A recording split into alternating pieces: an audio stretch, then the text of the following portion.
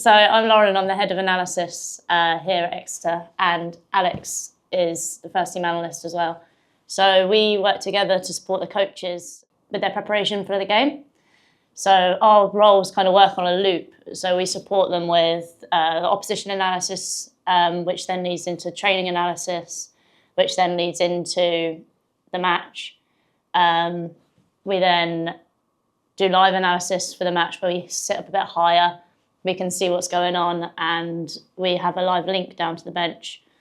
We go in at half time, give some clips to support the game, and then after the game we kind of debrief what's going on and making sure that the way we've played aligns to our philosophies and what we want to do and what we want to get out of the game. And that's kind of just the general loop that we kind of go through. Brilliant. And Alex, how do your two roles differ? You know, you're obviously working towards the same aim, but do you have set responsibilities? I think it's pretty similar. What's been good this year is because there's two of us, we've been able to alternate between a certain opposition. So especially for Saturday, Tuesdays, Lauren might take a lead on the opposition that we've got on a Saturday. And then whilst we're preparing for that, I'll look at the opposition we've got on a Tuesday, and it just helps with a quick turnaround. But Lauren will always present the kind of open play game plan meetings, and I'll always present the set play meetings. So we've kept that consistency for the players, but in terms of who looks at the opposition, we'll alternate.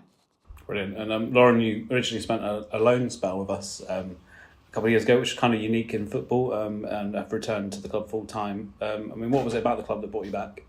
I had a really good time when I came here before. I liked the structure and where the club was going. And I thought that the coaches here are really interested in analysis, and they use analysis a lot. And so it was a no-brainer really to come back. And Alex, you were originally an intern at the club as well and have come on full-time, and it was a permanent role. I mean, what was your internship like? Yeah, amazing. I was quite lucky. So when I joined, it was when Matt Taylor was manager, and I had Marcus as my lead. And then there was a time where Marcus has kind of stepped up to his technical director role. So I was kind of left on my own for a month. So I got chucked right in the deep end kind of thing, got to learn a lot there. And then Lauren came in, was a massive help for me. And I just learned so much. And then last year being part-time was really cool and good for the club to offer me that. So I could finish my study at uni and then offered full-time role. And yeah. I mean, you briefly mentioned that, but can you kind of explain how you prepare the analysis on the opposition, you know, like at what period do you start looking at the teams, and what is it that you're kind of asked to prepare?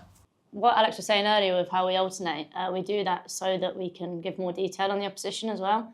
So, for example, we're playing Lincoln on the weekend, and I would have already had everything prepared for Lincoln last week. So then when we come in on Monday, we can instantly show the coaches what they want to see. You can start implementing little bits to the early training sessions in the beginning of the week. And then as the week moves on and we get towards the end of the week, that's when we go more in depth and we start showing the players, like, this is how they play, this is how it fits elements of our philosophy and what we can do against them to hurt them and what we need to be aware of. So then, for example, now this week we're building into that, but then Alex is already watching Wrexham. So then when we come to Monday, Alex can then show the coaches what we're going to do with Wrexham.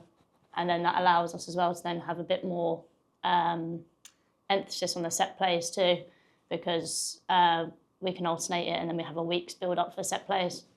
Speaking of set plays as well, on Saturday, the corner routine that was worked on in training, I believe, where Tristan headed in start of the second half. Can you talk us through kind of how you prepared for that? I mean, Gary was very enthusiastic about that and was complimentary to you guys after the game about how it came about.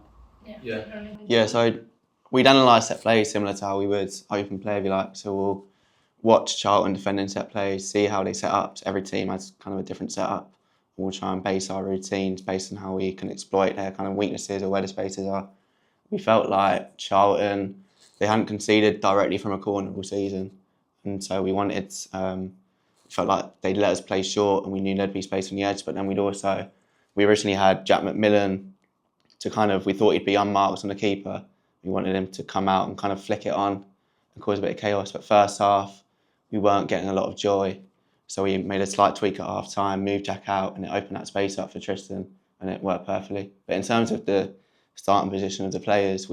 It's something we've done quite a lot, and you see it in the Premier League a lot, where the players are starting from beyond the back post, behind the zonal defenders, so you can't really see where they're arriving from.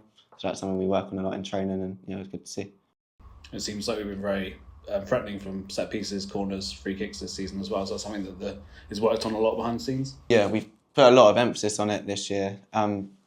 We know we struggled with set plays. I think we only scored from 9 or 10 last season, and we're on 7 already this season. But towards the end of last season, we started having more meetings with the players, and I think it just put an emphasis on it, and the players are now seeing set plays as like a real opportunity to score a goal, whereas last year it might have just been a time to recover. Because now we're doing meetings on Thursday, Friday, working on it in training a lot more, and the result has paid off so far. I guess for both of you, it must be hugely rewarding when you see the ball hit the back of the net and something that you guys have worked on in training comes off. Yeah, it's same for open play. If we play well, perform well, then it's cool that we've kind of had an influence on that. I think it was more of a relief on Saturday because we had so many corners first half. It was, I think me and Perts would probably get a bit of stick if we didn't score from one. So it was cool that it came off.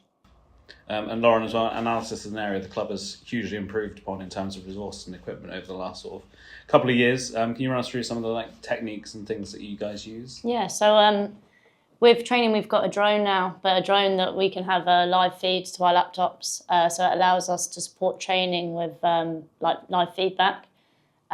We've also got the burger van, as it's called by everybody else, which is an outdoor TV that we use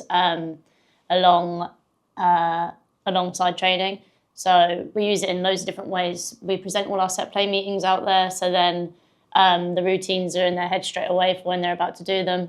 And then we'll also use it for when we're going through training sessions. And if we see anything that either needs to be changed or influenced in any way, then the players can come over and look at it straight away. So it just kind of takes away that time of the review time in between, because it's just instant feedback. And that's been really good for us this season. We've used it a lot and seen some good results from it, really. And the kind of level of detail that you guys now go into is kind of testament to yourselves and also the coaching team and how modern thinking and how far forward they want to take this club. Yeah, and I think it helps just with the way that we work together. Like we said, with the alternating and being able to trust each other to do the same role essentially is probably what the best thing about it is, because you're not. There's just more time for us to be able to do everything, get the level of detail that we know the coaches need or want, not need. Yeah. The drone you spoke about there as well, obviously, to the normal folk, they'll look at that and think, why are you doing that? Like, there's so much going on, etc. But what do you get out of that? Is it about the positioning and the movement and stuff of players? Yeah, so what we used to have was a little gantry on the side. It was a bit of a death trap. And you can't really get the high angle to be able to see what's going on in training well. So with the drone, you can obviously see everything. So it works really well. You can see all the positions of the players and the position of the team and what we're looking to do. I guess fine as well. I mean, we're a few days away from Saturday's match. Using today as a prime example, what would be your roles and responsibilities today to prepare for Saturday? So today we'll be showing an in-session meeting to the players. So that's going to be just before training, about an hour before. So we'll present that on how we're going to play against Lincoln, showing how they press against us, and we'll just show what elements of our philosophy is going to help us build up and score against them. Then after that, we'll go into training. We'll have the TV ready on the side, and when they go through phases of play or anything that's going to link to the game, we'll be there ready to support with the TV if they need to show anything to the players. After training, we'll then go in and we'll review training with the coaches and then create any kind of recap meetings ready for tomorrow, but we'll then do out of possession.